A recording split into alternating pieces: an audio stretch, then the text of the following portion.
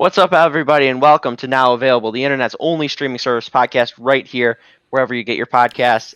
My name is Adam Howard, and along with me, as always, Big Hoss, Ricky Ettinger. It's so funny, Big Hoss. That's what the one guy just called Michael Douglas the whole time. He's like Hoss, mhm. just the whole movie. Gus.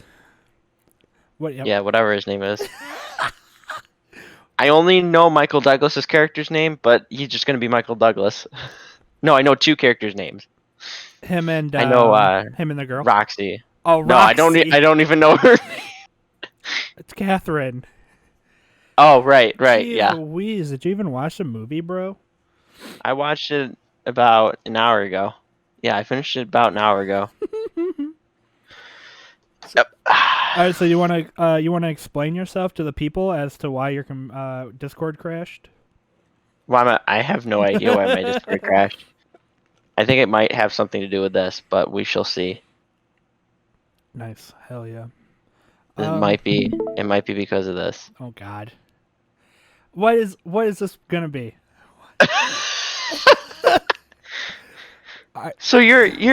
So for the people that weren't watching the show before we started recording, we got talking, and Ricky's just talking about Jersey Shore and how he's just binge watching it. And I was gonna talk about that regardless, because I've actually been active on Twitter recently trying to promote the show, and I'm on Twitter, and I see something about season 2 of Jersey Shore, and I'm like, is Ricky rewatching Jersey Shore? I'm like, that, and then you're like, this morning you're like, yeah, I just keep watching Jersey Shore just every day, just Jersey Shore nonstop. And then we talk about The Stand, and you're like, no, I've been meaning to watch that, and then we discover you have CBS All Access, and that's the reason you haven't been watching. And it's not that you're cheap like me and are waiting till it all comes out to watch it. So Explain yourself. All right, so I've been fucking exposed. Jeez. All right, yeah. So I come home from work one day and I'm like, okay, I'm gonna play Warcraft, and I'll just put something on TV. It doesn't matter what it is. Did you? Oh, okay. So I have CBS All Access, and I've only used it to watch like football games. And I've been watching this show called Be Positive with Thomas Middleditch. Oh, okay. Known for Middleditch and Schwartz, that comedy special that's on Netflix. So I haven't gone through what's on there. And so the one day I was like, okay, I'll play Warcraft, I'll just put something on. I'm flipping through CBS, and I see the Jersey Shore's on there. And now I've been talking about Jersey Shore a lot, probably since in the fall when I went to New Jersey for the movies pop-up, right? And so my history with Jersey Shore is when the show was coming out, me and my friend John watched it each week. We would text each other on Thursday night like, GTL, dude, like, it's time to go. Cabs are here. We're about to watch Jersey Shore. So I was obsessed with it back then. All right, so fast forward to to today. I finished season 1 in like a day, like I said before. Now I'm like almost done with season 2. I've just been watching it nonstop. So my tweet was, okay, so I've been watching it, and like my main issue is nobody can communicate with each other. Like they talk to each other, but they can't like get, if everyone was truthful about their intentions on the show, there would be no problem, right? If everyone came into the house and was like, my whole plan is to sleep with all these people, and that's what I want to do, and have fun and drink and whatever. And everybody else was like, okay, cool, that's what we want to do, right? That would solve all the conflicts that they have with, like, oh, you slept with so-and-so, oh, you did this with so-and-so, and like, oh, you're getting drunk, and like, it's ridiculous. Anyways, my tweet, I'll read it for the people that don't follow me. Okay, Which you should, at Riz Khalifa on Twitter, At Rich Instagram, Khalifa, and my Twitch, probably. my Formerly TikTok. and formerly TikTok. My name is Stage 5 Klinger, which is also a Jersey Shore reference. God damn it. So my tweet was, in season 2 of Jersey Shore, Sam makes a bigger deal out of who wrote the note rather than what the note entails. This is a classic red herring. What's more interesting is her motivation behind it. Is she ashamed of being treated poorly by Ron, or is she truly okay with it? So I'm watching it, and I'm like, season 2, like, the big issue is, this is now Jersey Shore cast. The main God damn it. issue is Ron and Sam are broken up. They come back to the house, and they're trying to get back to being together, but like Ron is off doing his thing, and then he comes back to the house and is like, trying to have his cake and eat it too. If they could have all just been like, hey, this is what's happening, and Ron was like, hey, this is what I want to do, these problems might not happen. There wouldn't be this huge conflict of, someone's feelings are being hurt, or, they're being misled this direction, or whatever it is. So I would like everyone out there to watch Jersey Shore season 2. After this, we're moving on to season 3, baby. We're going to Italy. Oh, God. I'll see you guys there. Oh, goodness gracious. Dude, it's a good show. Yeah, I just want to show everybody what my notes say here. I don't know if you can read it. How dare you? What?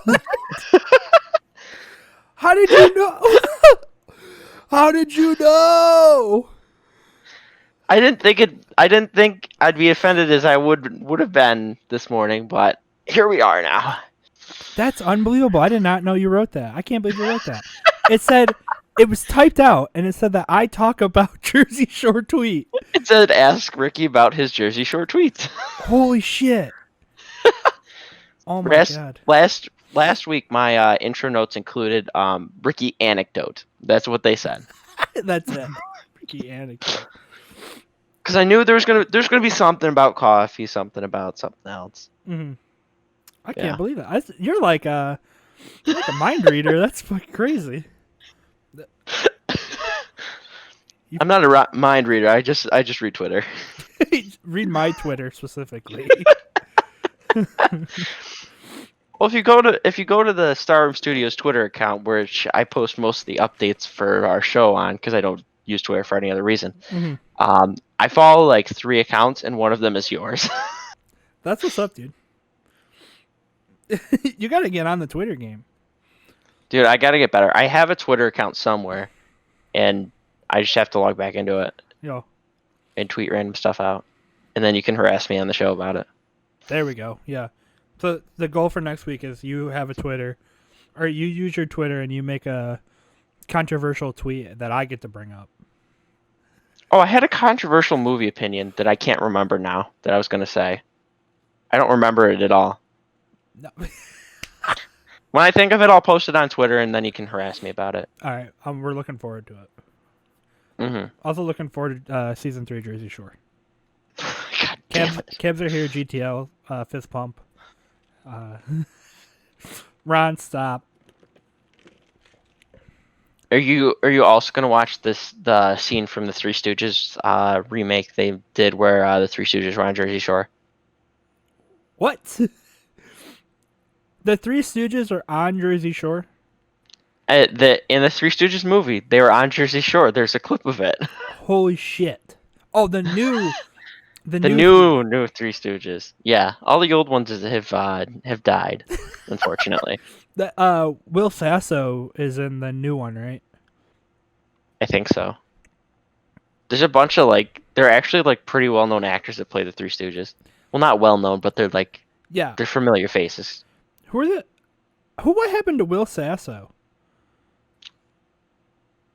You'll just have to find out on Will Sasso Cast next week. Yeah, I'm gonna call him and see what he's up to. Cause You're calling Will Sasso, okay. I feel, yeah. Where the hell's he been? I think he had a podcast too. I think it was like 5-minute podcast or 10-minute podcast or something like that. They were all like really, really short. But it was like him and a couple other comedians, I think. I can't remember. Speaking of other comedians with podcasts, besides us two, Go listen to Mint Mobile podcast on the Mint Mobile network. the Mint Mobile Ryan show. Reynolds still up. Sponsor us. Do you know who That's probably our longest running joke. the Mint Mobile? Yeah. Did you? Okay, I got two things here. One, Okay. first thing, I think it's Tom Segura. He's a comedian. He's a big podcast guy. I saw a video Yeah. of him trying to dunk a basketball where he tore some tendon in his leg. And so as he's jumping to dunk this basketball, he jumps up, the tendon snaps in his leg, he immediately falls, lands on his arm, and breaks the shit out of his arm. Oh, And it's rough. Like, I watched it, the first time I watched it, I was like, oh, he just slipped. But it's no, like, a tendon in his leg snaps, and he immediately, like, collapses onto his arm. It's like all of his weight falls onto his arm. oh, Okay, so that's the first thing. The second thing, there's a new movie on Netflix, or it's coming out on Netflix, that has Oh, dear. Ryan Reynolds, Mm-hmm. The Rock, and Gal Gadot. Mm-hmm. And what is going to happen? Deadpool 3. No, I think it's another, like, action-y movie. If you've seen this, Yeah. they're putting out, like, a new movie each week.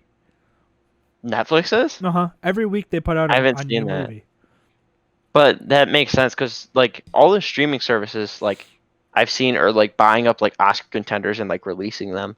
Like, Ooh. same day as theaters and different things like that. Because I think that started with HBO Max with their Warner Brothers movies that they're doing. And then they basically took every other company's going and, like, getting different ones. Like, I know Amazon Prime has One Night in Miami. Netflix has Ma Rainey's Black Bottom or something like that. Oh, yeah, yeah. With Chadwick Boseman, which I still have to see, and like a bunch of other different ones. Like there's Nomadland, which is going to Hulu, I think, with Frances McDormand. So that one should be good. Yeah, that's what I'm excited for, not this Jersey Shore stuff. Whatever, dude. Here's what's gonna happen, and this is what happened to me, and what's gonna happen to all these people. They're hearing me talk about Jersey Shore and how fun it was, and what a better, not a better time, but what a different time When it could go places. Yeah, you get to relive going to the club. You get to relive, putting your T-shirt on, getting in the cab, getting to the club, and fighting. Like, you can't have any of those things now. I just want to say, if there are any game developers listening to me, please do not invent a Jersey Shore VR game. I will never see Ricky again. Never. Please don't make that game. Could you fucking imagine? That game exists. It's VR chat. If I go, Is that the one with the pool room and the bar, or is that a different one? Yes. So VR chat is like, you get to pick any avatar. You get to make any avatar. So you could be fucking Sonic. You could be Ready Player One, the video game. Yeah, you could be anybody, and then you can get to go into, like, different areas of, like, a city. And I think there is, like, a bar. There's like a club where you can go and do, like, comedy. It's like a stage, Oh my god. and you go up there and everyone can see you and shit.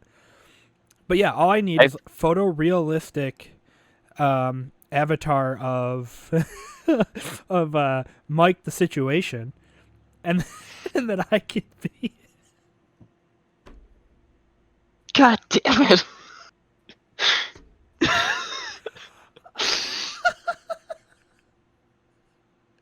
What a dream come true!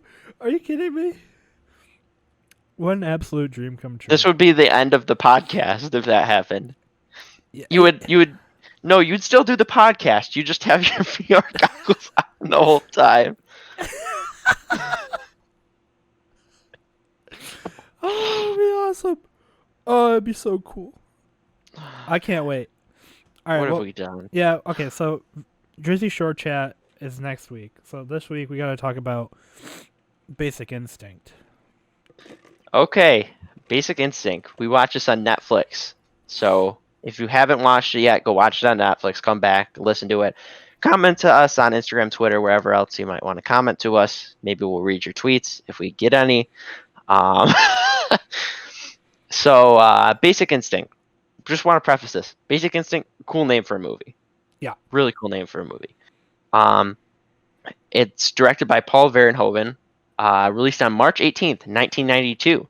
It has a runtime of an hour and 28 minutes, a budget of $49 million, a box office of $352.9 million, and it stars Michael Douglas, Sharon Stone, George Dzundazas, I don't know how to pronounce his last name, Gene Triplehorn, and Wayne Knight. And this is the fourth highest grossing film of 1992. Ricky, can you guess the other three films that grossed more than this in 1992? 1992. Wayne's World. Nope. Fuck. 92. Is it a comedy? There's one of them's a comedy, one of them's animated, and one of them's romantic. An animated movie and a romantic movie. Well, there's three different ones that are grossed higher. One animated, one romantic, one comedy. Shit. All of them are considered classics, I think. Okay, comedy. Or pretty well considered. Comedy was Dumb and Dumber. Nope.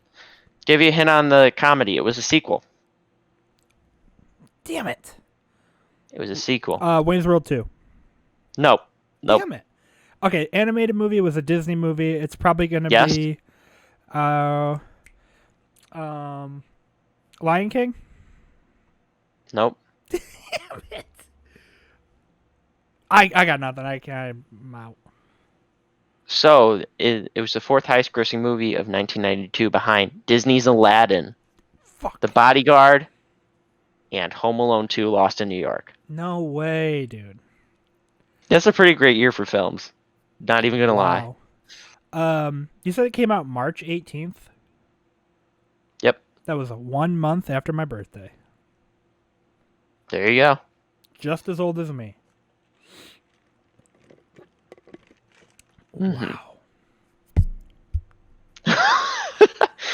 My bad. And did you know there's a Basic Instinct 2? Yes. It came out way later, right? Came out in 2006. Yeah. Sharon 14 Stone. years later. Sharon Yep, she's Stone's still in in it. Yep. It's really bad. Michael Douglas is not. I've never seen it. This is my first time actually watching the first Basic Instinct. Nice. There's some. So obviously, I know about this movie from like some of these like really legendary scenes. Like one is very in particular that a lot of people know about that might not know it's from this movie. Yeah, I already knew about that scene that you're talking about. Yeah, everybody knows. Everybody about that knows scene. it. Yeah. Wow, what a what a titular. Do you want to just moment. start with that? That scene. Get it out of the way. Yeah. All right. So if you guys watched the movie, right? And Yeah. So All spoilers. yeah. All spoilers. Go back to 1992 if you haven't seen it. We got to go back, right? So picture me a young boy, maybe early 2000s, right? And the only way that you could see nudity in any kind of capacity was through movies, right? You can't go on your phone and type in hot babes on Google. You gotta watch movies. And I think that's kind of how I learned about this scene in particular. Is it's so like, somebody saw it somewhere and it just spread like. So the scene we're talking about here is when she's being interviewed, obviously by the police, Catherine Sharon Stone, and she's got this white like not gown, but like dress thing on, like short dress thing on. Might be a shirt. We don't know. Yeah, it might be a really long shirt. Yeah. And Newman is there and he's interviewing her and he's sweating, right? He's Wayne Knight, perfectly cast. perfectly cast for this particular role and playing the assistant district attorney. I think perfect casting done here. Yeah, he's great. And the whole her whole character is like just manipulative. Like she's just saying Hmm. shit whether or not she means it. She's just saying it to get a reaction out of all of these people. So like it's her with a room full of like eager dudes, and she's absolutely 100% playing the shit out of all of them, and she knows it. She knows that like Hmm. she has the upper hand. So that's why I think that makes this move where she uncrosses her legs and you can see up her dress, and then she crosses her legs over again. Like she just know, it's so cool. Like she knows what she's doing. She knows that all of these dudes are eating it up, and they're 100% in the palm of her hand, and she can do anything Hmm. to them. And just how she like Yeah. manipulates Michael Douglas by saying his name. Like after everything she says, it's right, Nick, or like, you want a cigarette, Nick? Like, and then that causes this whole disruption of like, oh, you know her? How do you know her? Like we just Right. met. Yeah. It's so Yeah. cool. That for not being the antagonist, she's a damn good antagonist. Hmm. Like, because throughout this movie, the whole thing is like basic. For the most part, sex is the weapon, sort of thing, or like sexuality is the weapon, and it's really played up with her character compared to other ones. Hmm. But even so, still, there's still that sort of like I just thought of this just now. This movie is very much in the same sort of sense as like the horror genre, where it's like you get these people that have sex and then bad things happen to them, which Hmm. happens throughout the whole movie pretty much. With the exception of the one, no, exception of two people, it happens where the internal affairs guy and then his friend detective, the cowboy dude. Hmm. Oh Those yeah, yeah. two are basically the only people that aren't implicated with sex that get killed in this movie, Hmm. which I think is interesting Yeah, I just never noticed because that. it's definitely the same sort of thing where that's happening, where all the which I thought was interesting is they kind of use that trope from that genre and bring it into this film, Hmm. because this film is very much like a noir film and that sort of thing. And like when he's following her around in her car and stuff like that, I don't know if you've seen it, but I got very much vibes from Alfred Hitchcock's Vertigo, where James Stewart's trailing the female character and stuff like that, and she ends up not being who he thinks she is, and yada yada yada, and all this sort of stuff. Hmm. Which is like another thing I think the film deals with too, is like the voyeurism and the watching eye and stuff like that, and kind of how that plays out, and how it can be both this good thing as well as like this terrible awful thing, Hmm. um which I think is shown a lot through the movie. Yeah, I haven't seen Vertigo, but the whole vibe of it is like, and now that you mention it, it does have like some like horror aspects to it for sure. Like you would definitely see those things, those tropes in a horror movie. Um, Yeah, definitely with the use of nudity and stuff like that, as well as like the looking and hmm. all that sort of stuff. I think it definitely comes from a combination of that, and then like I said, Vertigo does the same sort of thing, which is Hitchcock, so obviously Yeah. he has the same sort of resonance as the other stuff. What are some things that you liked about the movie? Some things I like. I think the interrogation room is really cool, and I honestly think that's an iconic set for not even having seen the movie before. Hmm. That's a set like I can see Yeah. and know where it's from. Like even if they didn't have like the stars in it, I probably could nail it the same way. I think the music's really good in this film. Like it is understated, but it fits with the noir kind of film aspect of it. I definitely like sort of the mirror images with the different sex scenes and stuff like that from the beginning to the where Michael Douglas and her are doing that. Hmm. And the way they actually use the mirror too to be like, hey, we're mirroring it, Oh yeah, sort of yeah. thing. Um, my yeah, that was interesting. Yeah, I'm trying to think what else. I really like the aspect that she's an author and kind of that's what her books are about, Mm-hmm. and that creates this sort of misleading thing. And I thought from the beginning, I thought it was going to be Roxy who did it Mm-hmm. because I saw her and I'm like, okay, we see her for one scene and then she goes away and then she comes back. I'm like, okay, it's her. And I think it's cool that they kind of mislead you and take one of the most normal characters in the movie and kind of like flip it to where she's crazy. Mm-hmm. Which again, I think that harkens back to Psycho too. This movie, like now that I'm thinking about it, it pays a huge homage to Hitchcock in the way that the villain's brought down and stuff like that, and how it's like the wig and the disguise and different things like Mm-hmm. that, and kind of the looking and all that sort of stuff. I think Okay. it pays a big homage to that. Yeah. Yeah. I really like. I think the story is cool, and like, Hmm. it, there's something. There's something like that's old about it, like something that's very familiar about the story. Like it's an author who is killing people that's described in the books, but it seems Yeah. like on that alone, it's very like, oh, this is very simple. Obviously, she's doing it, but then how she can manipulate other people, like using her sexuality or In however the yeah, she makes people like believe her.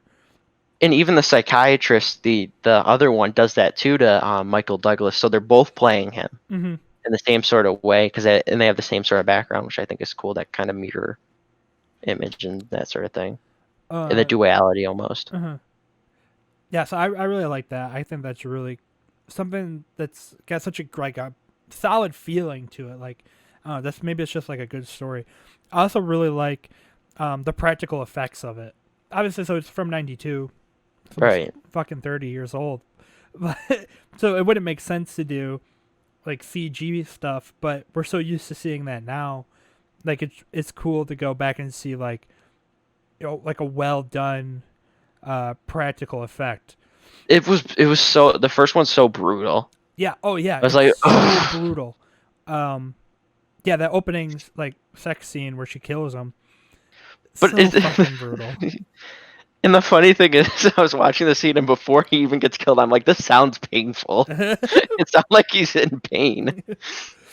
uh, the ones that really stand out for sure is the first one. Um, when Gus gets killed in the elevator, and she That one's brutal stabs him in the too. neck, and then when Liz gets shot, like we've seen how many times have you seen somebody get shot in a movie, right? Like a Yeah, million times. For yeah, some reason, when she gets shot in this one, it seems so powerful. Like he shoots yeah, her, like in the heart chest area, she fucking goes flying back, and it's like yeah. It's violent. brutal Mhm. because like I think part of that is the buildup of him pulling like killing, having the background of like having like accidentally or suggested intentionally killing people and stuff like that, and how that weighs in. And then it is powerful because you're like, what are you doing? You're falling down this hole and stuff like that. And I think that's one thing I did like about it too is he's like it suggested that he becomes the villain partway through it too when he's in interrogation reiterating the lines that she said before and stuff like that, and kind of how he doesn't know what's happening and how he feels like how it feels like he's flipped and Mhm. stuff like that, which I think is really a cool sort of thing where it's like, is he really the good guy anymore? Is he falling back into these bad ways and stuff like that that he has worked his way out of, but is now devolving back into because he doesn't know what's real and what's not and that sort of thing. That's a great point. Was when he's being interrogated in that same like gray room with the blue lights, and he pulls out the cigarette, and they're like, "What the like? You can't smoke in here. This isn't your first time in this building." And he's like, "What, are you gonna charge me with smoking?" Like what she said.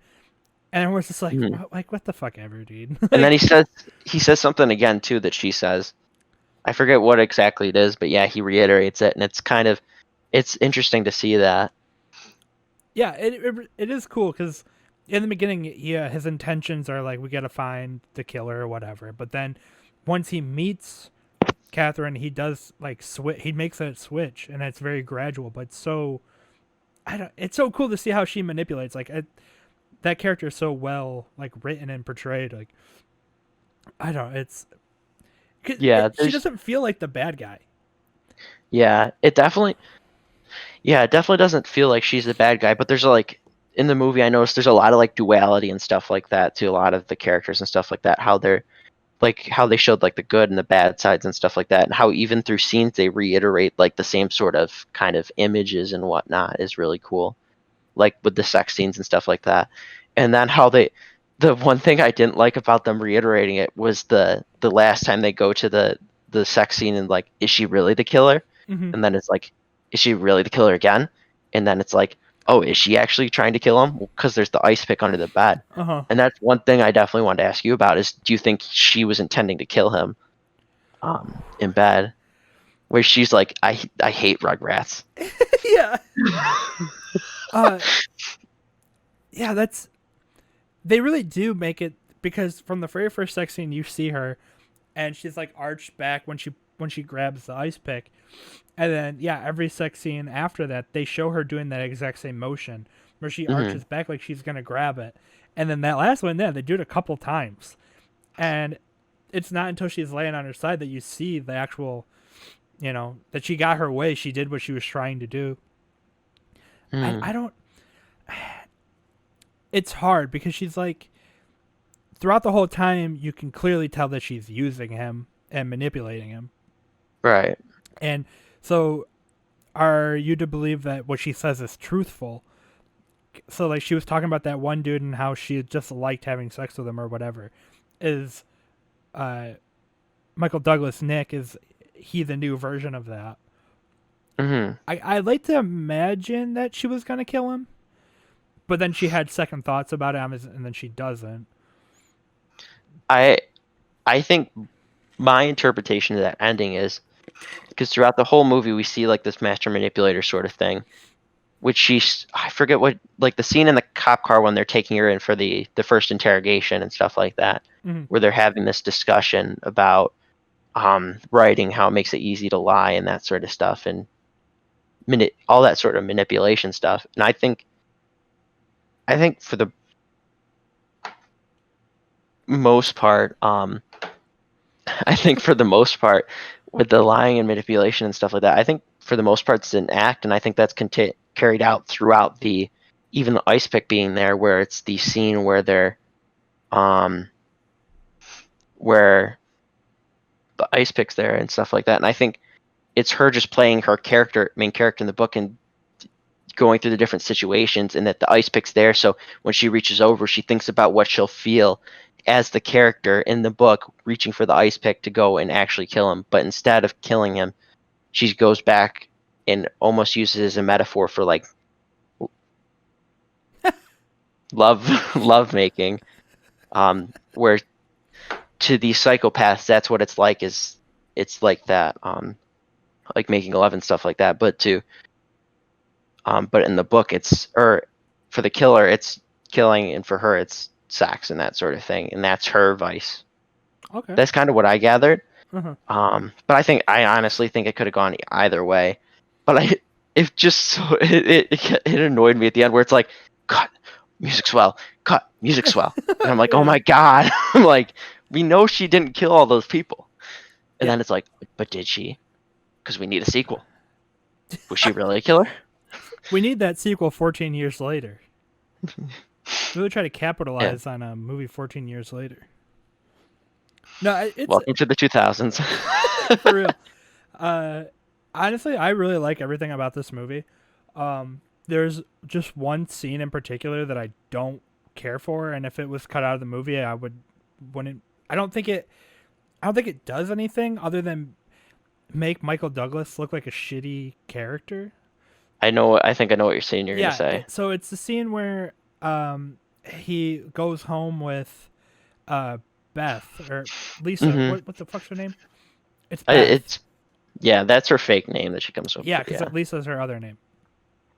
So when I watched this it's movie a couple weeks ago, um, and I fell asleep. I always fall asleep during these movies, so why am I don't have to explain this. But when I watched it, a couple weeks ago when I fell asleep. I remember that being one of the last things that I saw, and just being like, "What the fuck? Like, this is stupid. It's yeah, It's it's too tough to much." watch. Yeah, It's so hard to watch. it's really hard to watch. It's just like way over the top. It doesn't need to happen, and like it doesn't really do anything for either of them. Like, it doesn't make it. It's just, I don't know. I Does it make it him? Is it supposed to paint him in like he's a bad person because of like how he treats women, or That's what it. Yeah, or does it play out like that's his fantasy? I don't know. You know what I My mean? my watching it is so uncomfortable to watch, and Hmm. my thinking is that it's supposed to kind of almost foreshadow that he's viewing her as Catherine. So he's kind of like envisioning that, which she envisions in herself and that sort of thing, Hmm. which is why she goes through with it the way he does. But I have no idea. That's such a hard scene to watch, and it's a messed up scene. Yeah, yeah. It's so dark, and I Uh, don't I I did not like that scene. when I watched it a couple weeks ago, I thought of it as, um, this was that scene is like how he always treats her, and I was like, when I watched it But even last night, I was like, that can't be it because she makes a line about how he's never been like that before or whatever. right, And so yeah. then I was really thinking about like, what's the whole point of this scene? Are they trying to like what are they trying to say here? I think they're honestly, to me, it feels like they're showing his downfall because like he has the drinks before, he yells at the superior dude, and then he does this. Okay. So, but Oh, it's okay. weird that they have that sort of downfall in there for him because if you don't have it, if you have that downfall for him, then it doesn't. It just feels out of place, and Yeah. like later on in the movie, it almost feels like you have to ignore it because of the way things happen. Hmm. He doesn't act like that again either. Like that was another thing too. Is I can see it. Yeah, this is he's back on the sauce. He's smoking cigs again, and he's being this like super aggressive toward women. But he doesn't treat he doesn't treat He's Catherine never like like that. that again. Yeah. No. So it was just for that one scene, and it was like, why this doesn't need to be in here. And also, it's just confusing. But it's literally like the only thing I don't like about this movie. Yeah, that's one of my big critiques, and I think at the beginning some of the dialogue's kind of weird and stuff like that. Hmm. Until like once they get into actually going to her house and whatnot, Hmm. like the first scene or two, like the dialogue just seems weird and out of place to me. It almost seems like it's written weird. But Okay. other than that, yeah, for the most part, it's pretty cool. The other thing that I thought was weird was the orange glasses at the beginning that they look at the bed with. I'm like, what? I don't even Like, remember these orange glasses. because they're like detecting the semen on the bed, and they use the orange glasses, and it's just so weird. Because they're like they're using it, and there's these little like green rectangles on the bed where like, oh, yep, that's Oh what hell yeah! happened. I'm like, oh my god. I'm like, that's not even a real tool. It might have been 30 years ago. What That if they seems put on so. 3D glasses? Now that's Maybe. technology right there. Yeah. Oh gosh. Yeah, that was my biggest thing with the movie. But yeah, overall, I thought the movie was really well paced, and I think it really put together like film noir Hmm. movie. Um, yeah, but like you said, that scene I don't think needed to be in there. I think it takes away from his character, and because I think you have enough conflict in him as it is without throwing that scene in there. Because they never bring it up again. They never have the conflict. The relationship devolves between those two, regardless of it. Yeah, yeah. It But just didn't need to be maybe it's there. the only other thing I could see for why they include it in there is to show that that she isn't this kind of um held in this high regard, like in her mind, as everybody thinks that she is, because she is a psychologist and whatnot. Hmm. But that's a long stretch, and you have to think about that afterwards instead of just sitting and watching this weird uncomfortable scene that you, as an audience member, you're like, why am I watching this? Yeah. It's really uncomfortable. But overall, I did enjoy the movie. I thought like I said, the film noir stuff was cool, and seeing it in this different context was really neat. Because it definitely reminded me of Vertigo and Chinatown and a bunch of other different movies. Hmm. They're really, really good. They were kind of like this. Which I don't think this movie's as good as those ones are, but I definitely think it's a pretty good movie nonetheless. Yeah. What did you think? Yeah, I like it. It's a cool like crime drama. Uh, I it I really like how Sharon Stone's character is like. I think her character's great. Other than that Hmm. scene with Michael Douglas, I think he does a great job of just being a shithead.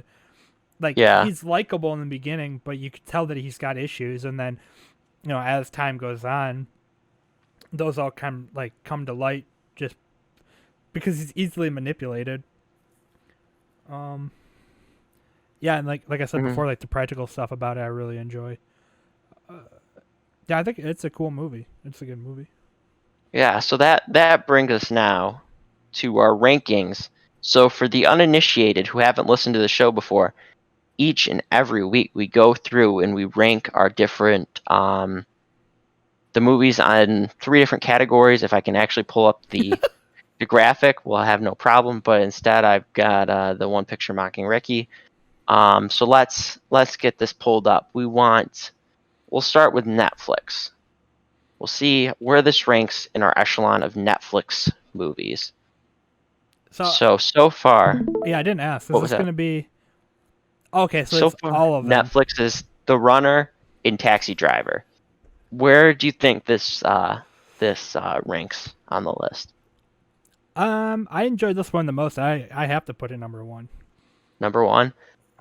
It's a tough call for me, but I think overall I think it's better than Taxi Driver. Hmm. I probably would be more likely to return and watch Taxi Driver again over this movie, Okay. but I'm I think probably once we go to the main list, it'll be higher on it than Taxi Driver will be. So I think I'm gonna go with like you. I'm gonna go with number one for Netflix. Okay. So we will put this on as number one for Netflix once my thing works. So it's Basic always Instinct. something. Okay. And next up for our rankings, we rank all the movies we've seen in 1 year. So right now, as it stands, we have two different films uh for 2021. And right now, as it stands for Sorry. 2021, we have Wonder Woman 1984 at number two, and at number one we have Tenet. Ricky, where would you like to put Basic Instinct? Wow. Um, I think I'd have to put it at number two. I That's can't. what I was feeling. Yeah, because I like Tenet more for different reasons, and it's a totally different movie. Right. Yeah, Um, they're very different. yeah. Oh my god. Um, but I think just out of like sheer enjoyment of watching it, I think I'd. Put it Tenet's number obviously two. more fun. Right. Yeah, Yeah, it's I not as dark and shit. Yeah, I'd put it number two. number two. That's where I was going with it too. So now, as it stands for 2021, we have Wonder Woman 1984 at three. Excuse me, Basic Instinct at two, and number one is Tenet still, even though it's not streaming anywhere unless you pay for it. Now Stream it to to your the DVD player.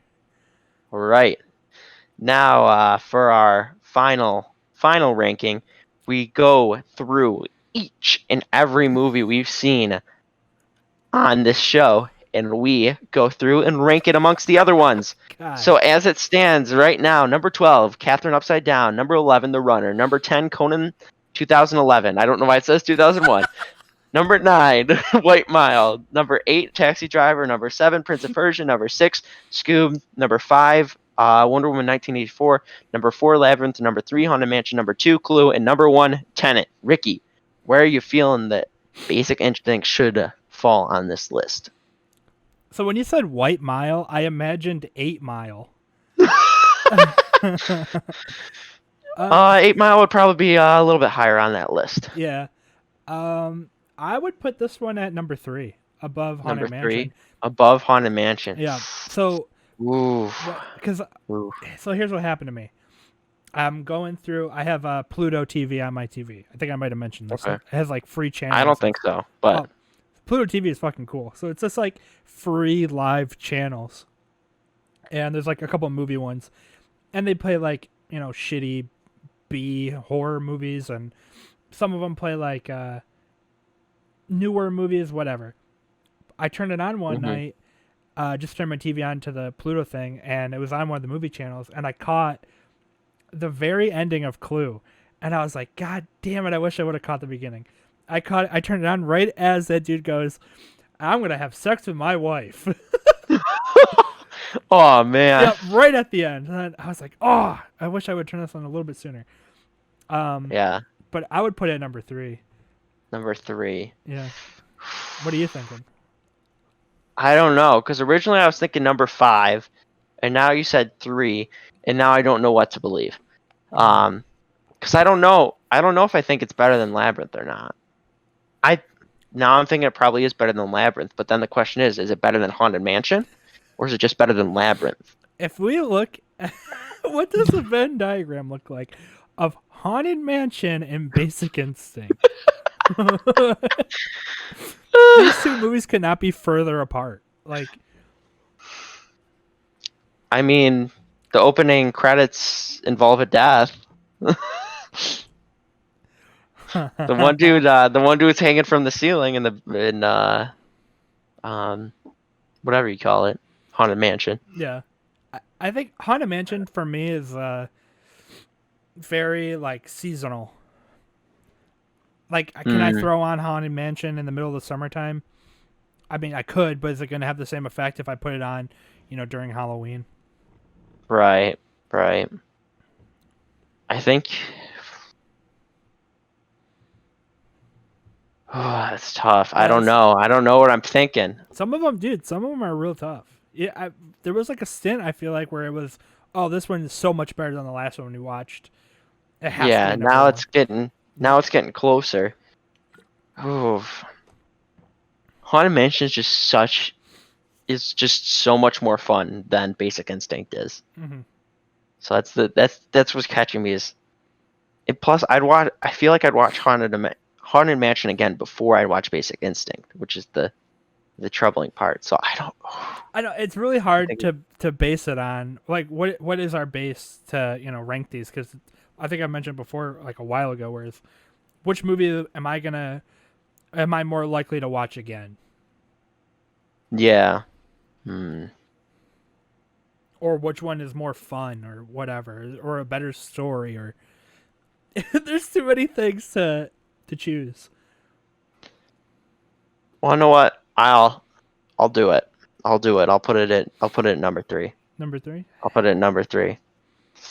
So as it stands right now, number 1 is Tenet, number 2 is Clue, number 3 is Basic Instinct, number 4 Haunted Mansion, and number 5 Labyrinth. I won't say any more because then I'm gonna run out of breath. So that is our rankings, and now we've come to the last piece of our show. Ricky, are you ready for us to spin the wheel? The most exciting part of the whole show. Yep, that's why you sit through it every week. That's why I do it every week. What am I gonna watch? Okay, so now we've got the wheel spin on here. Oh, what are we watching? We're gonna just do that. Our first one, ready, Ricky? Which channel?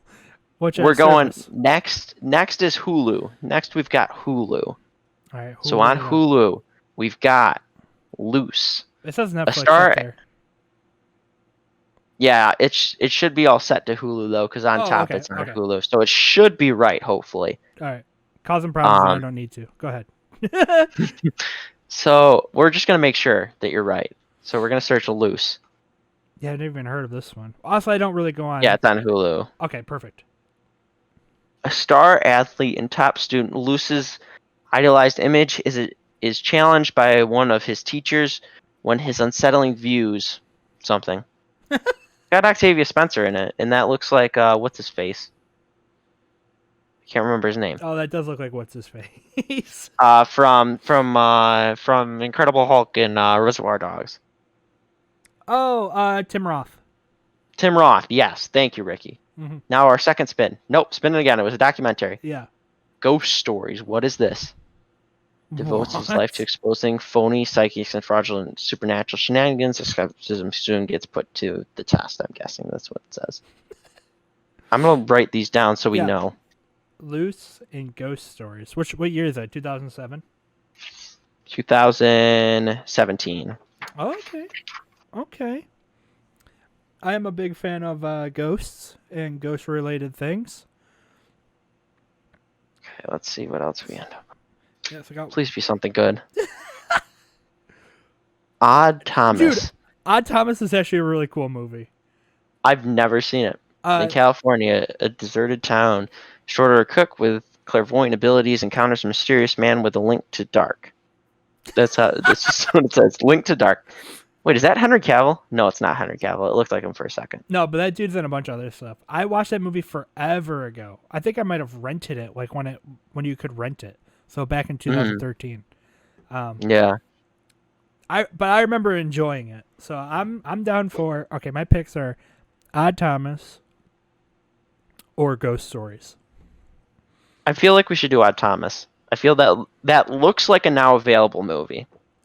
Yeah, it does. I'm just gonna say it looks like a now available movie. So next week, everybody do your homework. We are watching Odd Thomas on Hulu. So make sure your subscriptions are live for that. And Ricky, do you have anything else you want to say to the people before we sign off here? Thanks for watching, listening. See you next week, I guess. I don't. Okay. That's about it.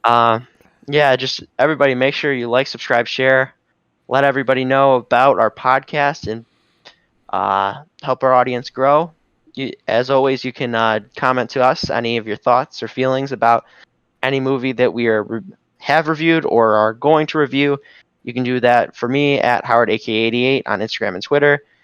And you can also do it to Star Room Studios on Instagram or Twitter, which I'm more active on, but I have to do something that'll make Ricky mad on Twitter, so I will do that for next week. And Ricky, where can the good people find you at? At Ritz Khalifa on Twitter and Instagram and Twitch and formerly on TikTok. Ritz Khalifa, formerly of TikTok. Yeah, the artist formerly known as. Yeah, that's pretty much it for my stuff. Yeah, but if you have any thoughts, email me, text me, I don't care. Yeah, let them know about Jersey Shore. Yeah, if you want to talk Jersey Shore. Yeah. Until next time, Ricky. Your mother was no Sharon Stone. Oh my god! Jeez. You guys remember Scream, right? I don't remember that. That's at the yeah, I do. Yeah, I do. All right, bye. Bye.